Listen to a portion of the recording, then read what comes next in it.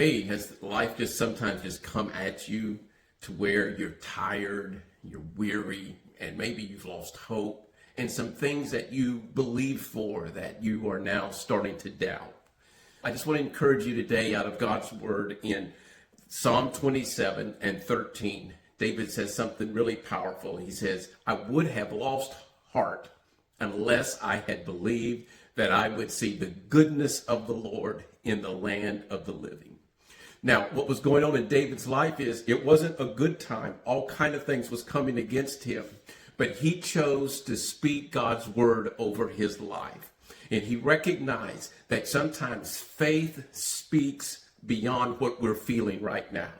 In other words, he didn't say, I feel good, and so I know God's going to come through.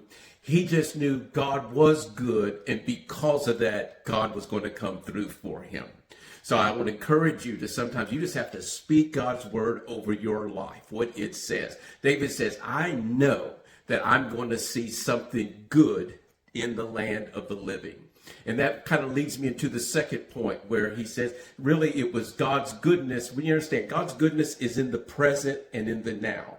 A lot of times we talk about heaven and man, it's going to be powerful and we all want to go there and we all want to be in that parade, so to speak. But here's the thing. God is wanting to show up now in this life. He's wanting to let you know that he is an ever-present help in a time of need. So he said, listen, I know that I'm going to see God's goodness in the land of the living. So whatever you're going through right now, don't allow the enemy to rob you and to cause you to doubt that God doesn't want to show up for you right now. Whatever that may be, you need some breakthroughs in your life. You need a miracle in your life. You know what? God is wanting to show up now in the day of the land of the living. And the last point I want to make is David recognized I could give up and I could quit. In fact, he said, I would have lost heart unless I had believed. I want to just let you know right now, if you're listening to this, God has already done great things for you. I'm sure he's answered prayer. I'm sure he's brought things in your life you thought would never happen.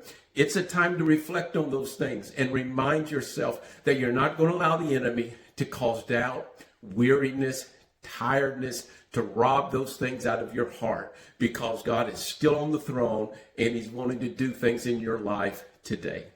God bless you today. Be encouraged and keep pressing on.